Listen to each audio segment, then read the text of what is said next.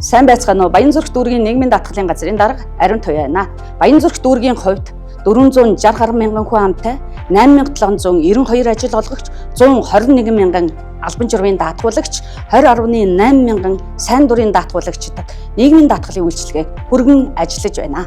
2026 онд Баянзүрх дүүргийн нийгмийн даатгалын газар нь 661.6 тэрбум төгрөгийн орлогыг төвлөрүүлж 772.8 тэрбум төгрөгийн тэтгэвэр тэтгэмжийг олгохоор ажиллаж байна. Засгийн газрын чөлөөлийн аян нийгмийн даатгалын бодлого шинжилгээний хүрээнд иргэд даатгуулагч, ажил олгогч, харилцагчдаа нийгмийн даатгалын үйлчилгээг ил тод шилэн нээлттэй авилгал ашиг сонирхлоос ангид түргэн шуурхай хүргэх зорилт тавин ажиллаж байна.